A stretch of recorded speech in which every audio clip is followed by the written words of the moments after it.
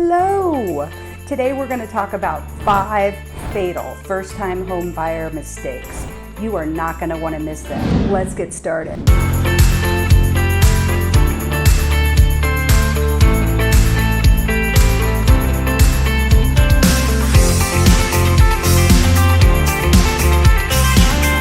My name is Suzanne McGuire, and I'm with Go McGuire team at Realty Quest.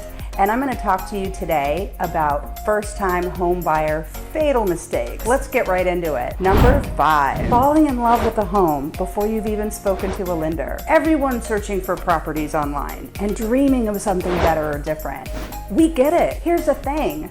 You probably don't even know what you can afford or what you can qualify for. Here's a true story about Jenny. Her name is not Jenny. She had a pre-qualification letter from a lender, not a pre-approval letter. Just so you're aware, pre-qualification is less vigorous than a pre-approval, which requires you to give them sensitive financial information and they run a credit report on you and you actually more prepared to purchase with a pre-approval letter. So Jenny gets under contract on a home that she loves.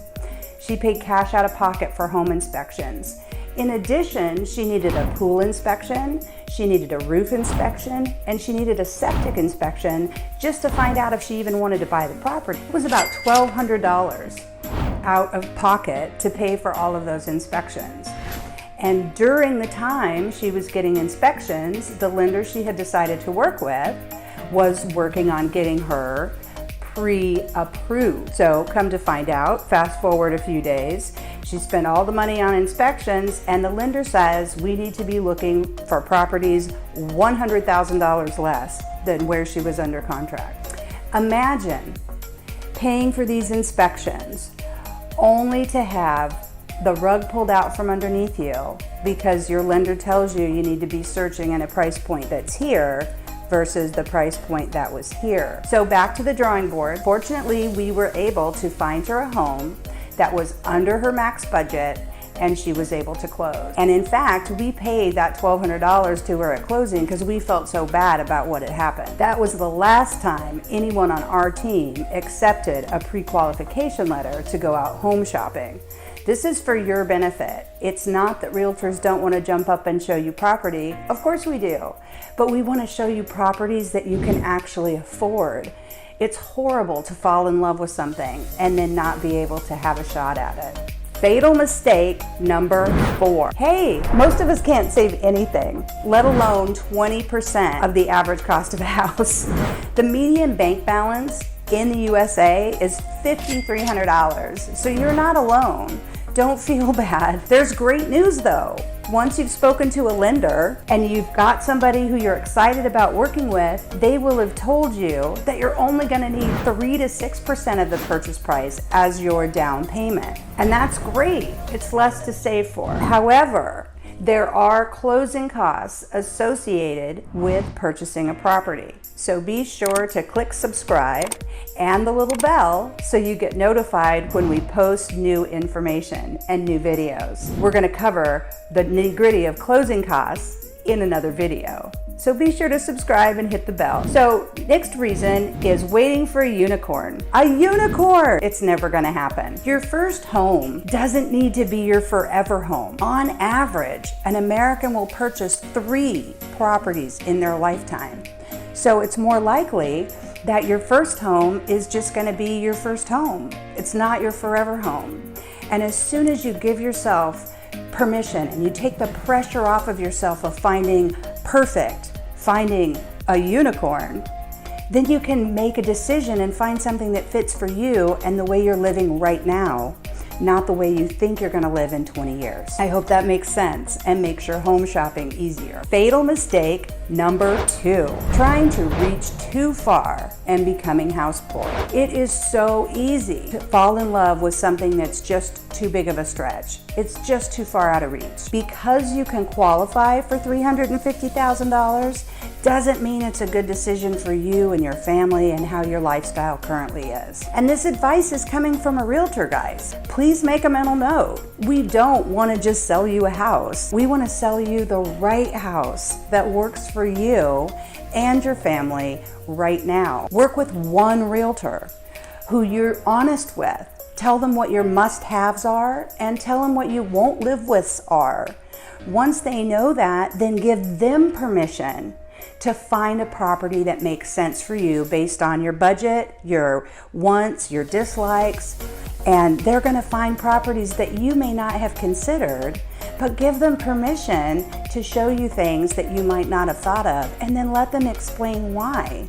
You may find your perfect property in that batch of properties you would have never even considered. We know the market, we know your budget, we know what you want, so put us to work. All we want to do is help you understand the features and benefits of a single property and help you make an informed decision. You may find the monthly payment and insurance looks high, but doable. Stop and think about the hidden costs of home ownership. And I'll make a quick note for you guys to subscribe and hit the bell because we're going to get into the hidden costs of home ownerships on another video. So stop and think about it. You're going to have utilities, cable, homeowners association, condo fees, and maintenance. You know, you may need a new window. You may need to fix a couple of slip tiles. You may need to buy a refrigerator down the road. So you need to save, you know, about, $3,000 to $5,000 a year just in case something happens. And we already learned that the average American's got $5,300 in their bank account. So you have to be prepared for the eventual breakdown of a system or appliance. So once you add everything up, the cost of the house plus the insurance and the escrow and the taxes, you've got a monthly payment for the property.